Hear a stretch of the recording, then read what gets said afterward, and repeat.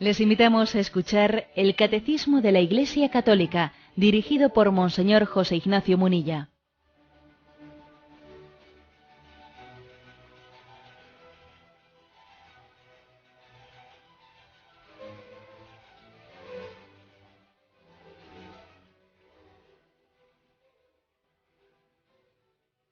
Un cordial saludo a todos los oyentes de Radio María. Un día más, con la gracia del Señor, proseguimos el comentario del Catecismo de nuestra Madre, la Iglesia.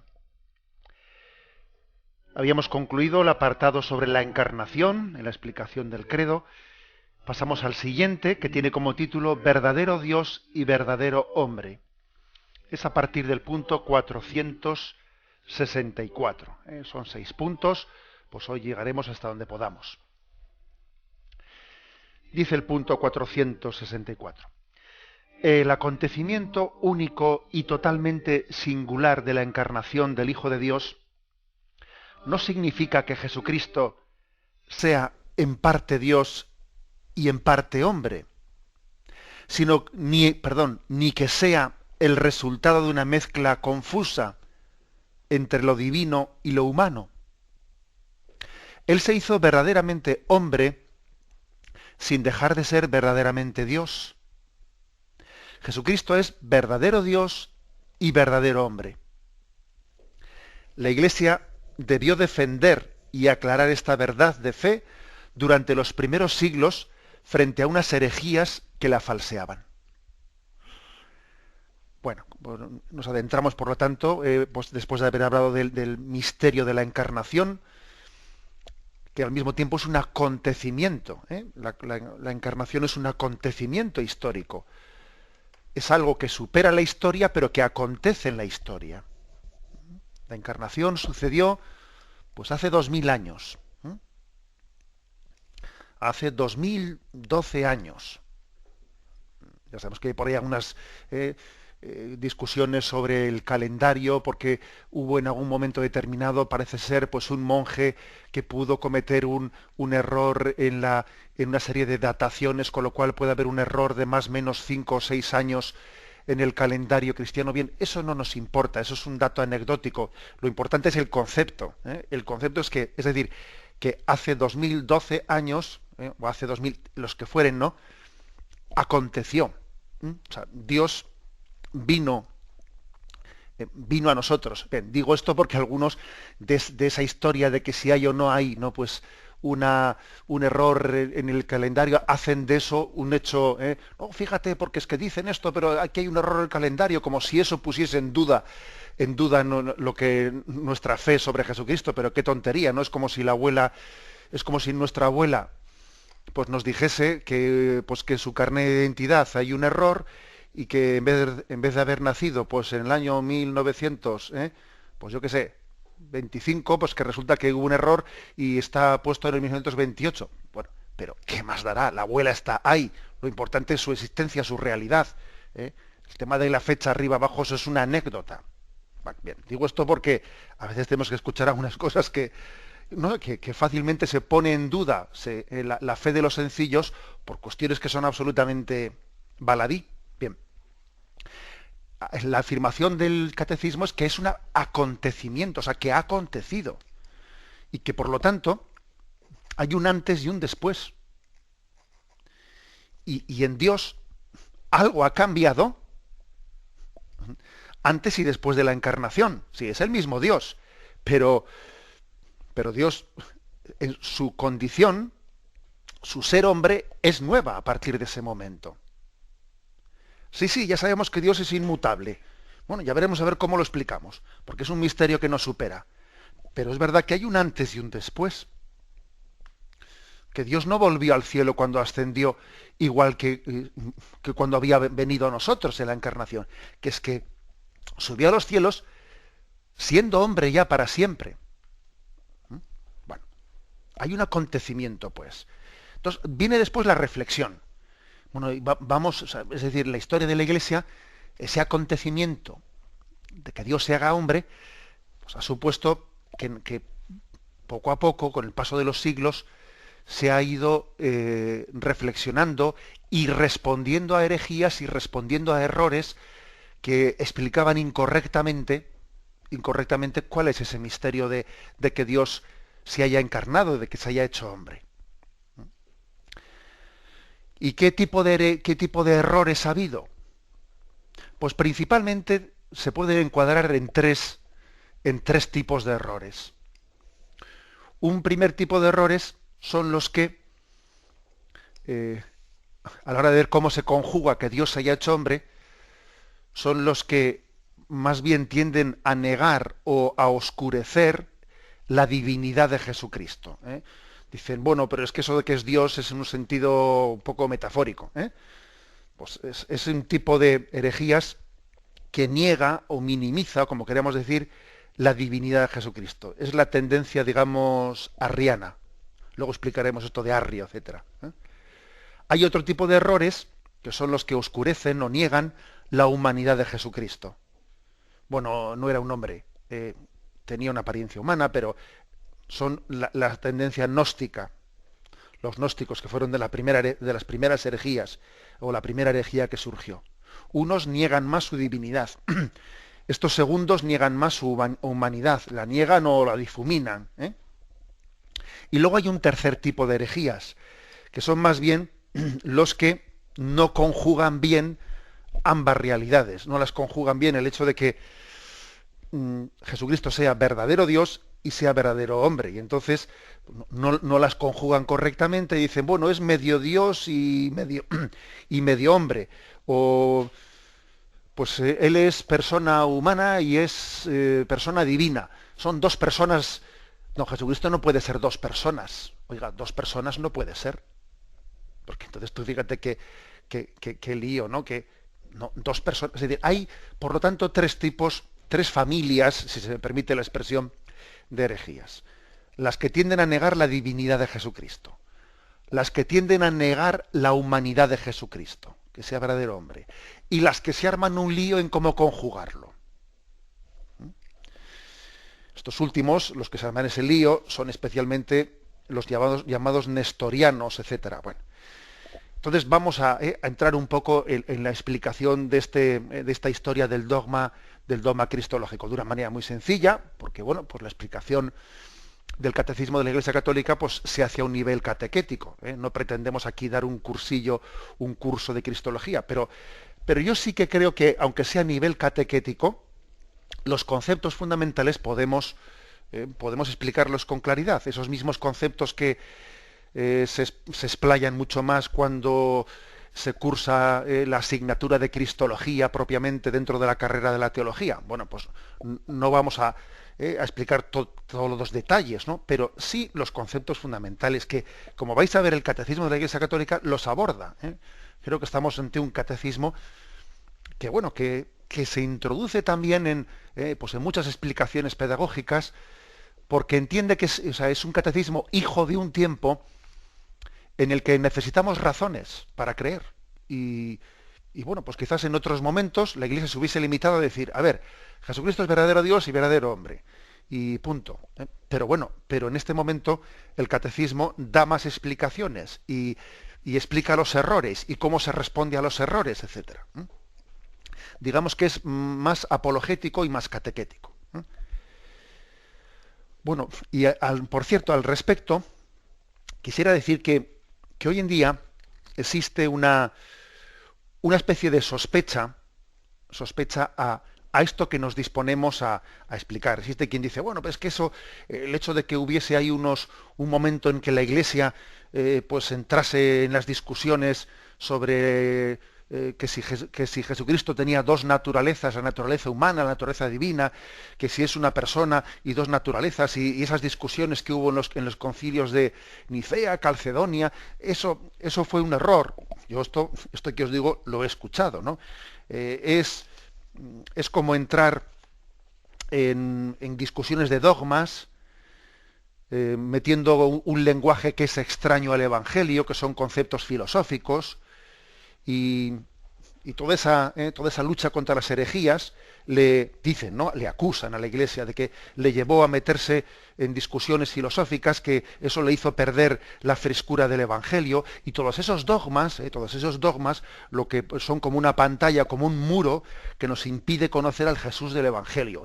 Ahora, pues entonces lo que habría que hacer, perdonad que estoy haciendo como una caricatura de este tipo de discurso erróneo, ¿no? Aquí lo que habría que hacer es, bueno, pues ir al Jesús histórico, dejarse de todo, de toda la tradición de los dogmas, etcétera, vayamos al Jesús histórico y allí volvamos a las fuentes y a las raíces y tal. Una visión romántica, tan romántica como permitidme mi crítica de fondo, tan romántica como falta de fe en la acción del Espíritu Santo en la Iglesia y en nuestra historia de la Iglesia. Porque Jesús dijo, yo os enviaré el Espíritu Santo y Él os conducirá a la verdad plena y Él os irá acompañando para descubrir el sentido de las palabras del Evangelio. O sea, hay una promesa de que el Espíritu Santo acompaña a la Iglesia en su discernimiento por conocer, interpretar, explicar la revelación que Cristo nos ha realizado en su Evangelio. Con lo cual, digamos, oponer Evangelio a los dogmas de la Iglesia, como hoy en día es muy típico hacer tal cosa, hacer esa oposición, bueno, pues con todos mis respetos es totalmente anticatólico. Es anticatólico. En el fondo es un influjo protestante muy evidente. Yo diría un influjo protestante y romántico. Vamos a ver, si por algo nos caracterizamos los católicos, pues como decía la Dei Verbum en el Concilio Vaticano II, es porque entendemos que la fuente de la revelación es doble. Es la Sagrada Escritura y es la tradición. Y se iluminan y se apoyan mutuamente la Sagrada Escritura y la tradición. O sea que hago este alegato para rescatar de la antipatía, entre comillas, ¿no?, el concepto de dogma. O sea, rescatémoslo de ese hálito antipático en el que ha caído en nuestra generación, en nuestra cultura. Hoy en día, decirle a alguien que es dogmático es decir, es una persona que no es capaz de dialogar y es intolerante. O sea, es que es curioso, o sea, la palabra dogma ha llegado a ser algo negativo. Esta persona es dogmática. Es lo mismo que decir, es intolerante, no es capaz de dialogar. Vamos a ver, pues por supuesto que hay que ser tolerante, hay que ser capaz de dialogar, etcétera, etcétera. Pero es que yo a lo que me estoy refiriendo ahora es que este mundo del relativismo ha hecho que la palabra dogma llegue a ser negativa. Y recuerdo una frase de nuestro querido Benedicto XVI que decía, pronunciada cuando era cardenal Ratzinger, ¿no? Decía él, los dogmas no son un muro que me impide ver, o sea, que me impide ver el más allá, no, sino que son una ventana abierta en el muro para poder ver. Un dogma no es un muro que me impide avanzar, sino que es una ventana abierta en el muro que me impide ver más allá.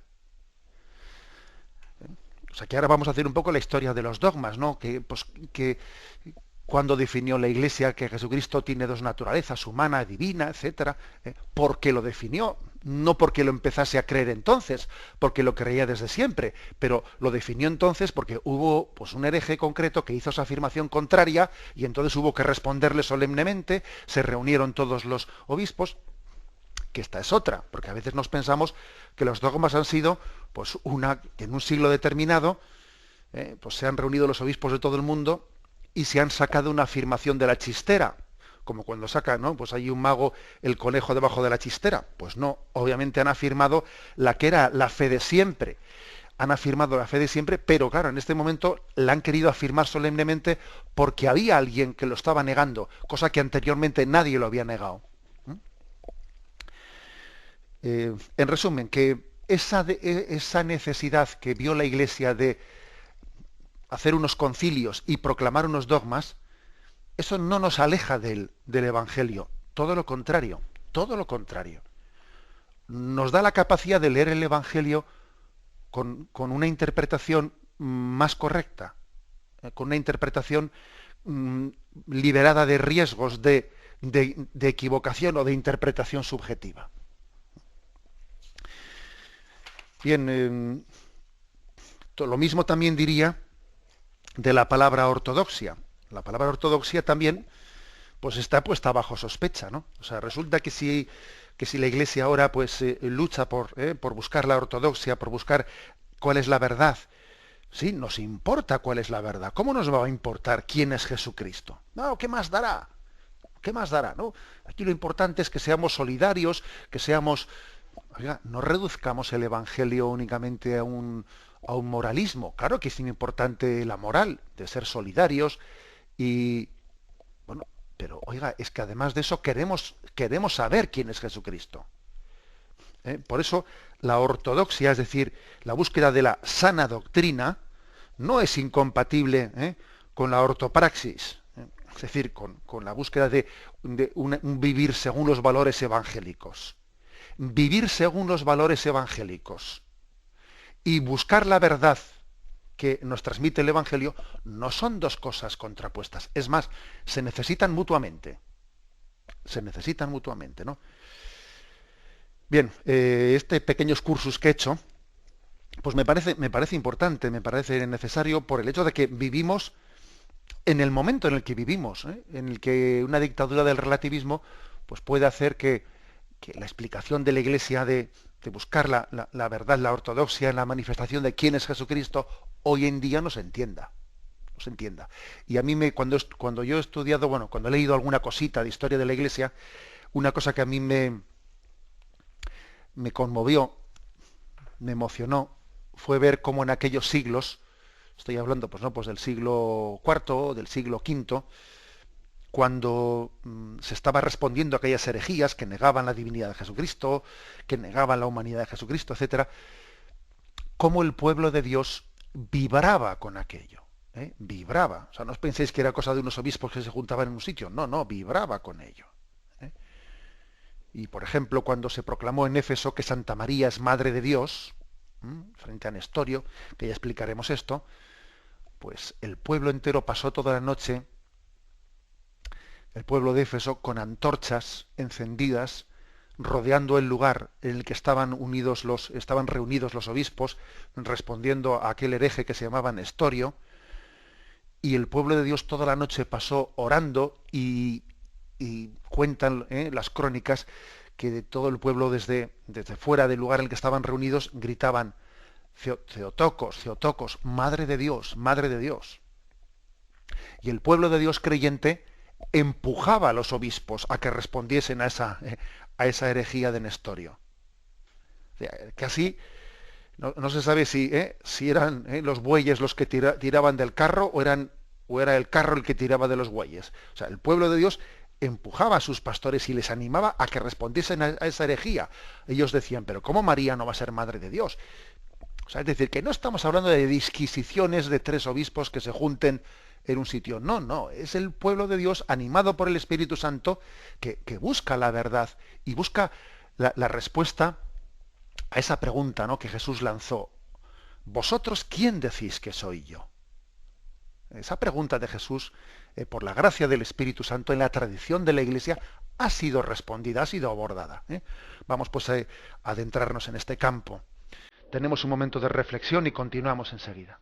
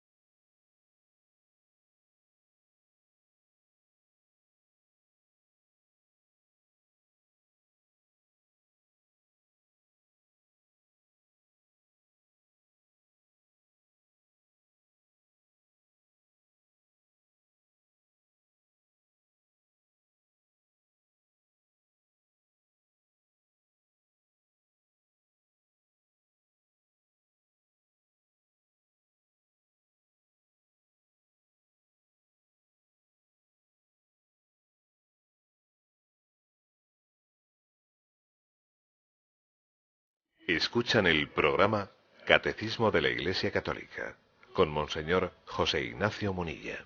Pasamos al punto 465. Y dice: las primeras herejías negaron menos la divinidad de Jesucristo que su humanidad verdadera. Docetismo gnóstico, así se llamaban las herejías que negaban la humanidad de Jesucristo. Docetismo gnóstico o también gnosticismo. Desde la época apostólica, la fe cristiana insistió en la verdadera encarnación del Hijo de Dios, venido en la carne. Bueno, aquí vienen un par de textos. Primera Juan, capítulo 4, versículo del 2 al 3. Y uno, cuando lee estos textos, ya percibe que a finales del siglo I ya rondaba un tipo de herejías ante los que los mismos apóstoles estaban alerta. Dice: podréis conocer en esto el Espíritu de Dios. Todo espíritu que confiesa a Jesucristo venido en carne es de Dios. Y todo espíritu que no confiesa a Jesús no es de Dios, es el anticristo, el cual habéis oído que iba a venir. Pues bien, ya está en el mundo. Y la segunda carta de Juan, versículo 7, dice: muchos seductores han salido al mundo que no confiesan que Jesucristo ha venido en carne. Ese es el seductor y el anticristo. O sea, es decir, que comenzaron las primeras herejías, ya el propio Nuevo Testamento comienza a responder a las primeras herejías, y las primeras fueron las que negaban que Jesucristo hubiese venido en la carne, es decir, que tuviese verdadera condición humana. Decían: no, es un cuerpo estelar, es un cuerpo... venían, ¿no?, a darle una interpretación en el que la humanidad de Jesucristo era más aparente, ¿no? De ahí viene la palabra docetismo. Doqueo en griego quiere decir parecer, aparentar. Aparentaba hombre. Tomó una condición, tomó apariencia humana. Y por eso, para responder a esta interpretación, como si el cuerpo de Jesucristo fuese, pues eso, ¿no?, una especie de apariencia, una energía, pues que tiene una apariencia humana, que se visualiza, pero que en el fondo no es, cosas raras de esas, ¿no?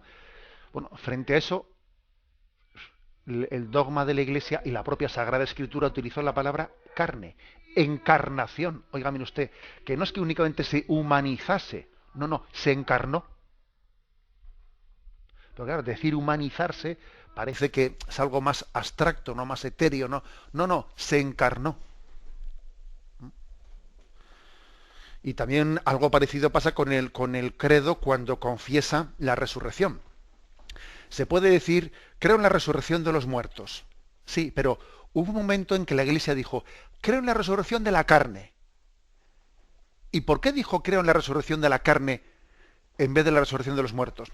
Pues porque había quien interpretaba la resurrección de los muertos, la resurrección de los muertos, pero en un sentido espiritual, ¿no? En un sentido en que casi lo confundía con la inmortalidad del alma.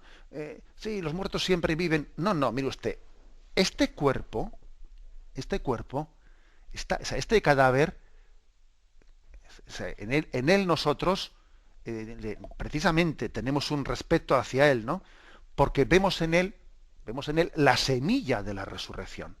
Sembramos una semilla carnal y resucitaremos una semilla espiritual, ¿no? Pero nosotros creemos en la resurrección de los muertos interpretada como la resurrección de la carne. Y acordaros pues cómo los primeros cristianos pusieron la imagen esa del ave fénix que renace de las cenizas, etcétera. Bueno, o sea, quiere decir que el hecho de que la palabra carne se introdujese en el credo, se encarnó, o resurrección de la carne, etcétera, es que es precisamente para contestar a este tipo de herejías gnósticas que parece que todo pretenden espiritualizarlo y desencarnarlo,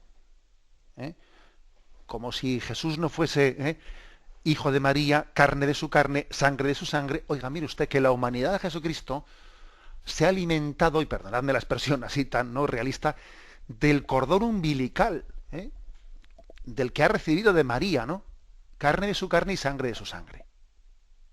¿No? Jesucristo no nació se dice en latín, ¿no? Per Maria Virginem, sino ex Maria Virginem. Es decir, Jesús no pasó por el seno de María como el agua que pasa por una cañería, una tubería, pero en el fondo la cañería y la tubería no le da el ser al agua. No. Jesús no nació per Maria Virginem, sino ex Maria Virginem. De ella tomó carne, de ella tomó su sangre. Y aquí hay una diferencia muy considerable. Que María no fue únicamente una tubería por la que Jesús pasó. No. Fue engendrado de ella. Bueno, perdonad así los ejemplos que uno se atreve a poner, ¿no? Porque a veces poner ejemplos así tan pedestres en cuestiones tan sobrenaturales, pues a uno le da un poquito de apuro. Pero también creo que es necesario, ¿no? que recurramos a algunos elementos para que afirmen nuestra fe con claridad y la distingamos. O sea, Jesús no nació a través de María, sino nació de ella. De ella. Bueno. Y entonces observamos esto, que en los primeros siglos existieron estas herejías, ¿no? Que ellos le llamaron es el anticristo. Fíjate, le llamaban el anticristo a los que negaban la verdadera carne de Jesucristo. Y te venían a decir, bueno, pero claro, ese que está ahí muriendo en la cruz es una apariencia humana, es como un cuerpo, sí, como si fuese un cuerpo estelar, una cosa rara, ¿no? Bueno, pues frente a esto, continúo diciendo, en el siglo III, la Iglesia tuvo que afirmar frente a un tal Pablo de Samosata, en un concilio reunido en Antioquía, que Jesucristo es hijo de Dios por naturaleza y no por adopción. Esta es, digamos, la otra herejía. Primero es la herejía de los gnósticos, la de negar la carne. Y dice, pero ya un poco más tarde, en el siglo III, comenzó la herejía por el otro lado, por el de negar la divinidad. Y entonces en ese concilio de Antioquía, frente a este hereje, Pablo de Samosata, se afirma que Jesucristo es hijo de Dios por naturaleza y no por adopción. Porque estos eran de una tendencia adopcionista, que venía a decir, bueno, Jesucristo fue adoptado como hijo de Dios. No, perdón, adoptados hemos sido nosotros por la gracia. Pero Jesucristo no es un hijo adoptado de Dios, es el hijo natural de Dios Padre, por naturaleza. Y entonces ya esta herejía la comenzó este Pablo de Samosata, y luego sobre todo fue Arrio, que quizás os sonará más. El arrianismo pues es principalmente la herejía principal que niega la divinidad de Jesucristo. Y la niega más o menos en el sentido, en el siguiente sentido, diciendo, bueno, es que Jesucristo también salió de la nada, el Hijo de Dios salió de la nada. O también diciendo, es que Jesucristo fue creado como nosotros. Y nosotros en el credo le contestamos, engendrado, no creado, de la misma naturaleza del Padre. Oiga, mire usted, señor Arrio, le estamos diciendo, Jesucristo no hubo un tiempo en que no existía. Es eterno como el Padre. Yo recuerdo que, así con los niños de la catequesis, a veces pues, que te lo pasas con ellos bomba, ¿no? Te lo pasas con ellos, haberle preguntado a los niños, a ver, ¿y Jesús, antes de haber nacido en Belén, dónde vivía? Y me responde un niño, pues en la tripa de María. Bueno, y ahí nos reímos todos, y le digo yo, bueno, ¿y antes de vivir en la tripa de María, dónde vivía Jesús? Y otro niño así, mi vivarracho, levantó la mano y dijo, pues en el cielo. Pues claro, le dije, muy bien respondido. Así los niños nos dan lecciones de teología que tenemos que aprender todos. Es decir, que es eterno. Que es eterno con el Padre, que Él no ha comenzado a existir. Sí ha comenzado a tener una condición humana al encarnarse, pero es que es eterno. O sea, esa es la respuesta que se le da a Arrio. Es la respuesta que se le da a Arrio. Por lo tanto, fijaros cómo No estamos hablando aquí de lucubraciones filosóficas, no, no. Oiga, esta pregunta es tan real como la de la de ese niño, al que yo le pregunté eso.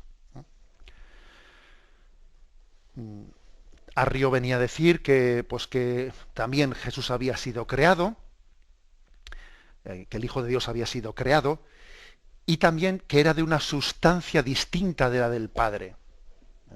Una sustancia distinta. Y nosotros le respondimos, digo nosotros, la Iglesia, ¿no? Nosotros le respondimos diciendo, no, de la misma sustancia del Padre, de la misma. Homoiousios. Ese es el término griego que se utiliza diciendo, ¿no? De la misma sustancia del Padre. Bueno, por lo tanto, ahí se respondió primero a las herejías de tipo gnóstico que negaban la humanidad de Jesucristo, eso ya por el siglo segundo, y después ya en el siglo tercero o cuarto se tiene que responder a las herejías por el otro lado, las que niegan la divinidad de Jesucristo. Bien, tenemos un momento de reflexión y continuamos enseguida.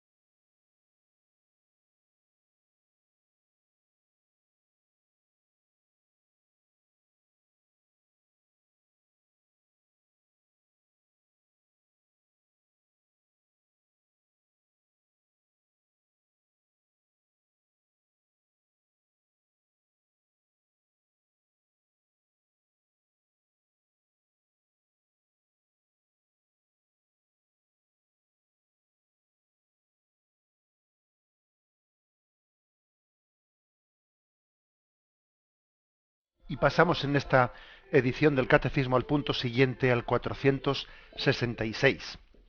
Si recordáis, en el primer momento de o sea, del programa, he dicho que había pues tres tipos de errores frente a la afirmación del dogma, ¿no? Sobre quién es Jesucristo. Pues unos que oscurecen la humanidad de Jesucristo, otros que oscurecen o niegan la divinidad de Jesucristo. Y el tercer tipo de errores, que es de los que vamos a hablar ahora, son los errores que no resuelven adecuadamente, no conjugan ambas realidades, de ser verdadero Dios y ser verdadero hombre. Y no sé, parece como si dijésemos, bueno, es medio Dios, medio hombre, o se arman un lío en cómo conjugar esas dos realidades, la humana y la divina. Bueno, pues dice así el punto 466. La herejía nestoriana, que es este tal Nestorio, pues Nestorio pues es un personaje que vivió entre el 381 y 451, que fue patriarca de Constantinopla y que fue declarado hereje por el Concilio de Éfeso. Él enseñaba que Jesús hay dos personas. Claro, la Iglesia le dijo, dos personas no, hay dos naturalezas, la humana y la divina, pero si decimos que hay dos personas, pues vaya lío de personalidad que es ese, ¿no? Bueno, pues entonces, ¿qué se derivaba? ¿Qué se derivaba de esa afirmación de Nestorio? Bueno, en Jesús hay dos personas, es hombre y es Dios, y bueno, pues es como si fuese medio hombre y medio Dios, ¿no? Y entonces María es madre, pero media madre de Jesús, media madre, porque es madre del Jesús hombre, pero no es madre del Jesús Dios.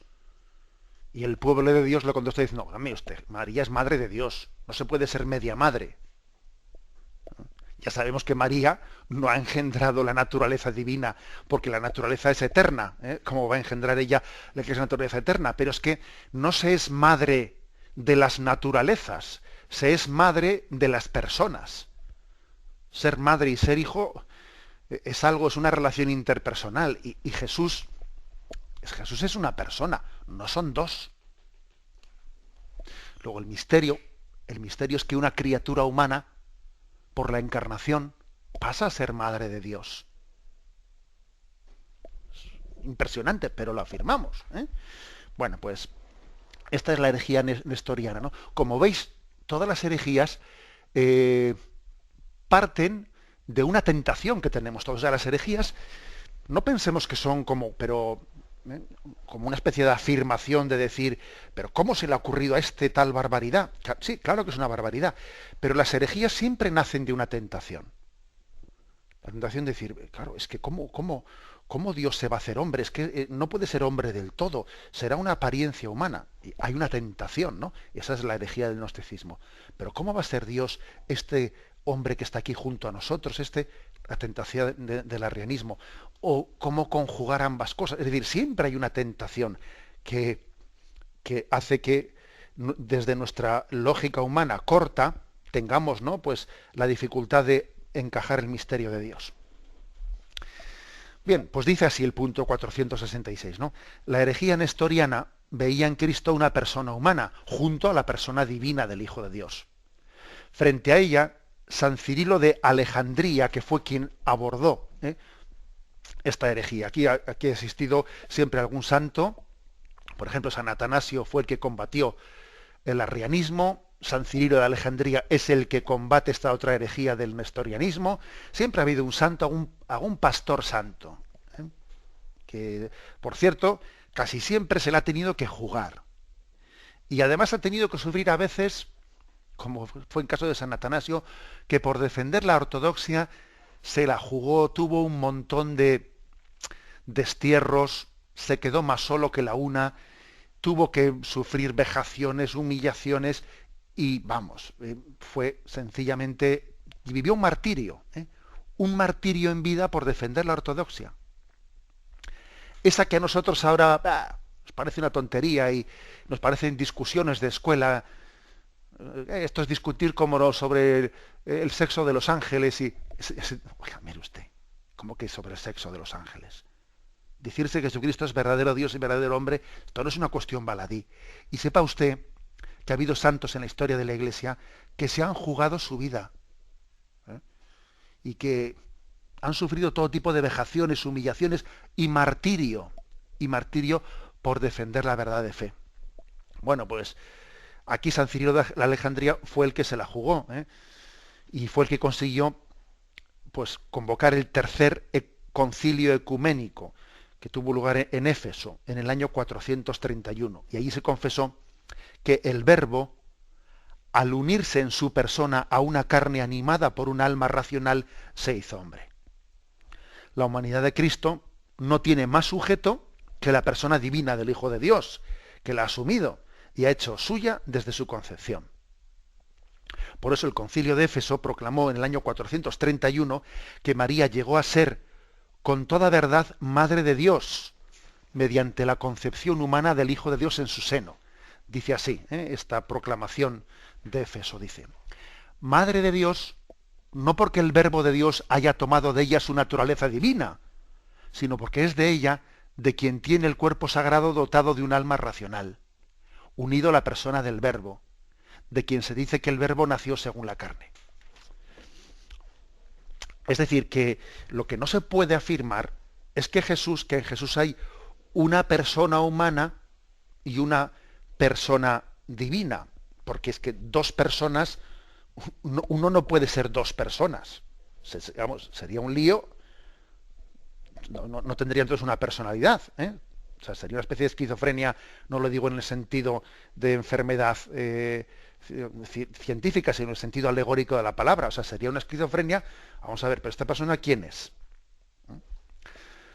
Que por cierto, a veces uno, cuando ha escuchado alguna interpretación por ahí, eso de decir, no, es que Jesucristo se dio cuenta que era hijo de Dios pues en el bautismo del río Jordán. Anda, si soy Dios, ¿no? Pero hombre, por Dios, pero ¿cómo se puede creer esa interpretación? Parece que entonces Jesucristo tiene una especie de un lío mental, un lío entre dos personalidades. Eso es absolutamente inconcebible, inaceptable.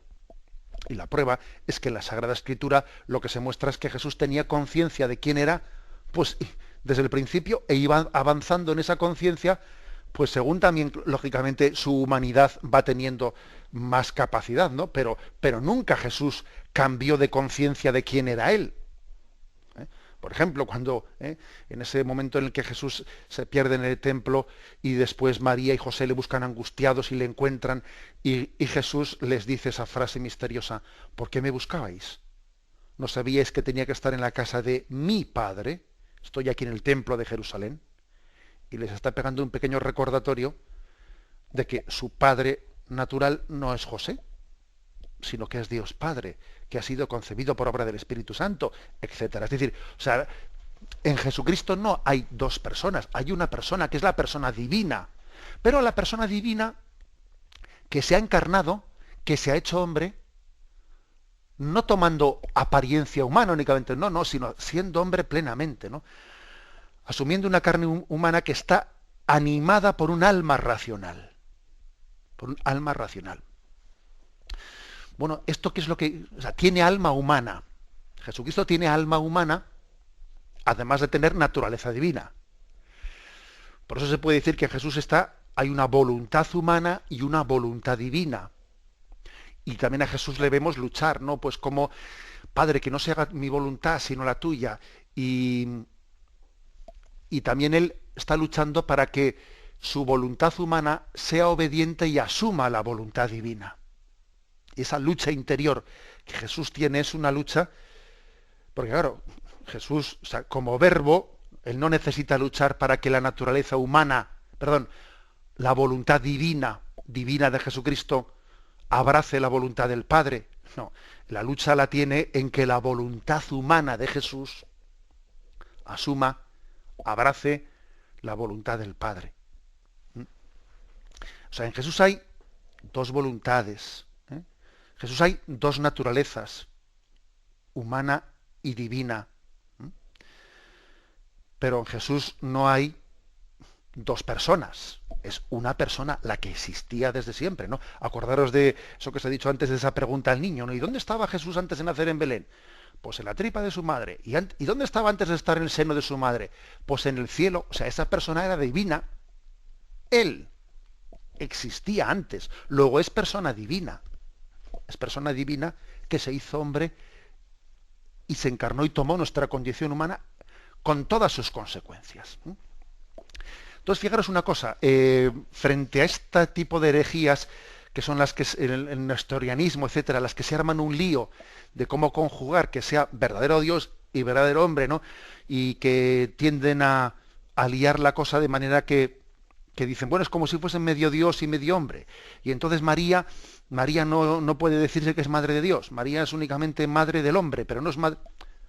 Pues resulta que la mariología, la confesión de María como madre de Dios, que es esa fiesta que celebramos el 1 de enero, es el mejor antídoto contra los errores cristológicos. Confesar a María, o sea, la mariología, que lógicamente lo central es la cristología, no es la mariología, claro. Ahora, hubo un momento en que a Juan Pablo II le hicieron, al beato Juan Pablo II le hicieron en uno de esos viajes apostólicos, que siempre solía haber una rueda de prensa durante el viaje, un periodista le hizo la siguiente pregunta, le dijo: Santidad, ¿por qué es usted tan mariano? Que tiene usted ese lema de totus tus, etcétera. ¿Por qué es usted tan mariano? Y él respondió: por motivos cristocéntricos. O sea, precisamente por poner a Cristo en el centro, de ahí se deriva que somos tan marianos. Porque, fijaros que nuestra fe en María nos ayuda a entender mejor la cristología. Si María decimos que es madre de Dios, bueno, pues entonces es que Jesús es una sola persona, no es hombre y es Dios, es que es uno. Y ya sabemos que María no ha engendrado la naturaleza divina, esa era antes que María. Pero al engendrar la naturaleza humana de Jesús, se ha hecho madre de la persona, ha llegado a ser madre de la persona. Porque no se es madre de la cosa, se es madre de la persona. Y entonces, fijaros, o sea, es decir, esa fe en Santa María, Madre de Dios, que es el dogma de los dogmas marianos, porque la principal afirmación que podemos hacer de María es: Santa María, Madre de Dios, nos ayuda a entender quién es Jesucristo. María es camino para conocer a Jesucristo. Y Jesucristo es camino para conocer al Padre y a la Trinidad. Lo dejamos aquí y damos paso a la intervención de los oyentes. Podéis llamar para formular vuestras preguntas al teléfono 917-107-700. 917-107-700.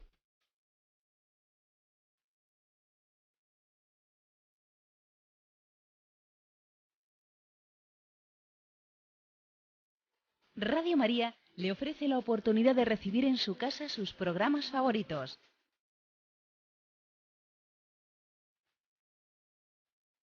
Ahora lo puede hacer a través de nuestra página web www.radiomaria.es o bien llamándonos al 902 500 518.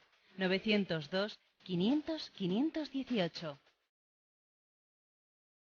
Pídanos el programa que más le interesa en cualquiera de sus emisiones, especificando el día y la hora que lo ha escuchado.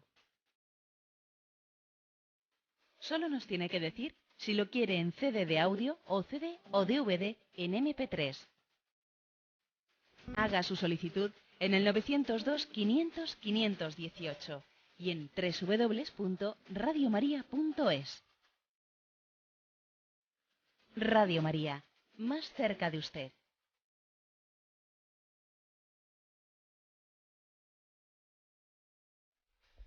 Sí, buenos días. ¿Con quién hablamos? Buenos días. Adelante, le escuchamos. Mire, solamente quería, por favor, nos explicara el concepto de persona. Bien, pues la verdad es que usted ha hecho una pregunta ahí que, madre mía, que es una pregunta muy importante. Pues mire, el concepto de persona, precisamente, es la cristología la que nos ayuda a entender el concepto de persona. Porque claro, hablar de concepto de persona, hipóstasis, que se dice en griego, bueno, pues según las distintas escuelas filosóficas, lo explican de una manera, de otra manera, ¿no? Y nosotros, digamos que yo creo que podemos hacer la siguiente afirmación, ¿no? Que la propia teología ilumina a la filosofía para entender qué es persona. El hecho de que distingamos persona de naturaleza, claro que la persona no puede estar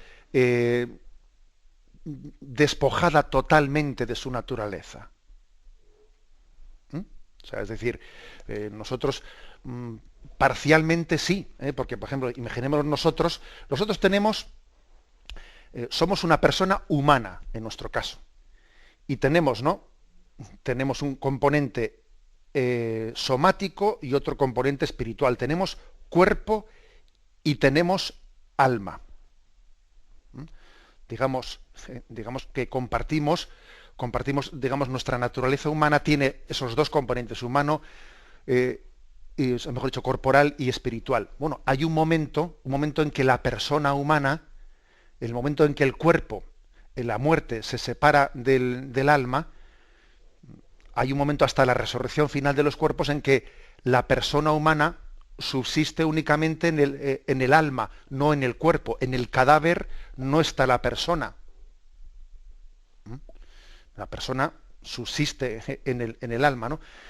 Bien, pero por lo tanto, con esto quiero decir que no podemos separar completamente persona de naturaleza, pero digamos lo siguiente, la naturaleza es qué cosa y la persona es quién.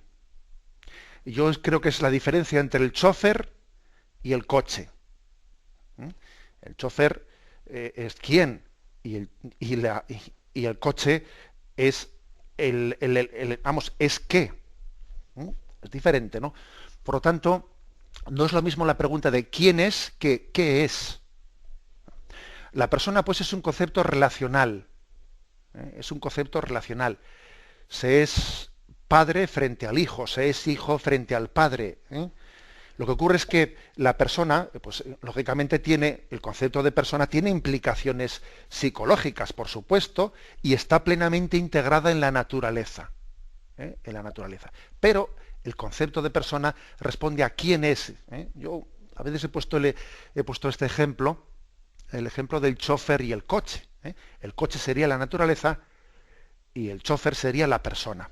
Bueno, ya sé que ese ejemplo, claro, luego hay que trasladarlo, ¿no? Porque el ejemplo queda muy lejos. Pero vaya por delante decir que he leído yo a más de un autor diciendo que cómo la cristología y la Trinidad nos iluminan sobre el concepto de persona. Nos iluminan sobre ese concepto de persona. El hecho de que Jesucristo fuese una persona que tenía dos naturalezas, humana y divina. O que la Trinidad tenga una sola naturaleza divina con tres personas. Distingue los conceptos, ¿no? Bueno, ya sé que es un misterio y posiblemente mi respuesta la ha dejado un tanto insatisfecho. Pero bueno, como volveremos sobre esto, y espero poder dar un pasito más, bueno, intentaremos ayudarle posteriormente. Damos paso a un siguiente oyente. Buenos días. Buenos días. Sí, le escuchamos. Adelante. Mire, acaba usted de decir una cosa que era que yo creo que Dios eterno, desde la eternidad, Dios uno y trino. Y estaba pensando que en un momento histórico del hombre se iba a encarnar en María, la mujer elegida para encarnarse. No sé si digo una tontería, Sí. pero yo lo veo tan sencillo. Dios uno y trino, desde la eternidad, siempre tenía pensado, en cierto momento de esa evolución del hombre, pues cuando él pensó que se podía encarnar en una mujer que no era la mujer del Neandertal, que se podía encarnar en una mujer que también estaba pensada desde la eternidad, se encarnó. Y es así tan sencillo, yo como el niño de la catequesis. Pues sí, no, y a veces es verdad, a veces que la fe de los sencillos nos da lecciones a todos, y especialmente a los teólogos, nos da lecciones. Pero yo eso lo he sentido desde siempre, Sí. como el niño. Siempre he dicho, pero si es sencillísimo, la Trinidad, Dios uno y trino, que lo tenía pensado en cierto momento, pues hacerse hombre para hacer todavía la creación más hermosa. De acuerdo, muchas gracias. Bien, pues la verdad es que yo creo que poco tengo que responderle yo a la exposición de fe que ha hecho la oyente. Es verdad, ¿no?, que la encarnación, aunque tiene lugar en un momento histórico determinado, hace 2000 años, por supuesto que el Dios eterno desde toda la eternidad, él ha pensado en ese momento culminante de la historia, ¿no? Y cuando se dice que Cristo es el primogénito de toda la creación, claro, antes que Jesús naciese se había creado el mundo. Antes que naciese en Belén, claro, se había creado el mundo. Pero digamos, la obra maestra de toda la creación, la obra cumbre, así como decimos, la obra del pintor, la obra cumbre, la obra cumbre de toda la creación es la humanidad de Jesucristo. Eres el más bello de los hombres, dice el Salmo. También tenemos que ver en la encarnación, el culmen, ¿no?, de la creación. No porque Jesús sea una criatura humana, pero sí porque asume una naturaleza humana, que es lo más bello de toda la creación. Damos paso a un siguiente oyente. Buenos días. Hola, buenos días. Sí. Mi pregunta es, ¿por qué decimos en el credo, engendrado, no creado de la misma naturaleza del Padre, cuando antes decíamos, bueno, antes y ahora también deberíamos, pero ahora decimos consubstancialem patri? Sí. Es decir, que exactamente no es lo mismo esencia y naturaleza, creo. Vamos a ver, decir de la misma naturaleza del Padre y decir que es consustancial con el Padre es lo mismo. Porque estamos hablando de sustancia, no de persona. Aquí se distingue persona de naturaleza o persona de sustancia, que es lo mismo. Sustancia y naturaleza es lo mismo. Por eso decir que Jesús es consustancial con el Padre o que Jesús es de la misma naturaleza del Padre es lo mismo. Y cuando se dice engendrado, no creado, ¿por qué se dice eso? Pues porque el verbo, la segunda persona de la Santísima Trinidad, es engendrado por el Padre desde toda la eternidad. Recuerdo que en una ocasión, explicando el tema de la Trinidad, os hice esa pequeña broma acertijo de decir, ¿qué es antes, el Padre o el Hijo? Y os decía que muchas veces hay quien pica y dice, no, antes es el Padre. Y decían, no, el Padre y el Hijo son al mismo tiempo, porque en el mismo momento, o sea, para poder ser hijo tiene que haber padre, y uno no es padre si no hay hijo, o sea, por lo tanto, se es padre si hay hijo, y por supuesto se es hijo si hay padre. Entonces, eso ocurre entre el Padre y el Hijo, que ambos son eternos. El Padre desde toda la eternidad engendra al Hijo, al Verbo, y el Verbo desde toda la eternidad es engendrado por el Padre. Por eso se dice en el credo, engendrado, no creado, de la misma naturaleza del Padre. Pero bueno, tendremos tiempo de entrar en este aspecto. Muy brevemente, una última llamada. Buenos días. Sí, buenos días. Mire, quiero darle las gracias por todo lo que nos está haciendo de bien. Quería hacerle dos preguntas. La primera es sobre la ley natural. La ley natural todos sabemos, consciente o subconscientemente, todos sabemos que la tenemos inscrita dentro de nuestro cuerpo, o sea, eso está ahí. Pero podría ser algo que en un futuro respondieran los obispos como un dogma de fe, ya que es algo que está haciendo muchísimo daño, sobre todo a la gente menuda, a los niños que no son conscientes de lo que hay. Y la segunda pregunta sería sobre Garabandal. Hace unos meses descubrí una página de Garabandal en donde dice que la Virgen anuncia al mundo 3 grandes eventos de carácter universal, previo a la segunda manifestación de Cristo, como son el aviso, el milagro y el castigo o purificación. Esto, si es real, ¿por qué no se conoce o se difunde? Muchas gracias. Bien, de acuerdo, muchísimas gracias. Mire, empezando por lo segundo, hay que decir que el juicio sobre las apariciones de Garabandal por parte de la Iglesia, pues hoy por hoy no es un juicio aprobatorio. No es un juicio aprobatorio. Igual me faltan a mí conocimiento y detalles al respecto, ¿no? Pero no es un juicio aprobatorio y tenemos que, por lo tanto, yo diría, ser obedientes y confiados y pacientes, ¿no?, con respecto al juicio que haga la Iglesia. Yo sé que igual habrá algunos oyentes, pues que entre los que nos escuchan, que pueden ser creyentes con respecto al tema de Garabandal, y entonces igual les duela un poco que yo diga esto, pero es que vamos a ser sinceros y vamos a confiar en nuestra Madre Iglesia.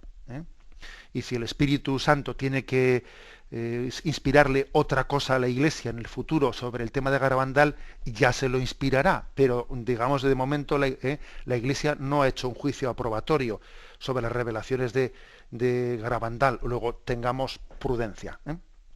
Y con respecto a la ley natural, pues decir que forma parte de la fe de la Iglesia, el que existe una ley natural.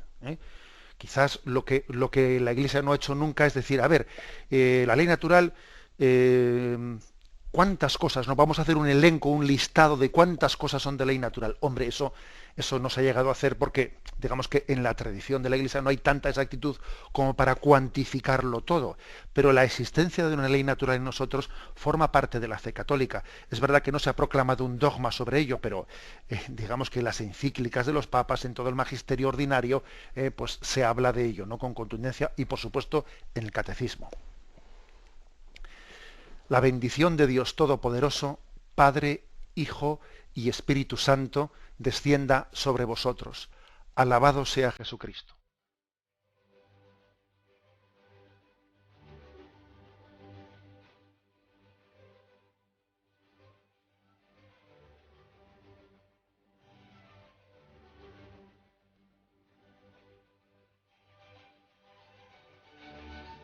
Han escuchado en Radio María el Catecismo de la Iglesia Católica, un programa dirigido por Monseñor José Ignacio Munilla.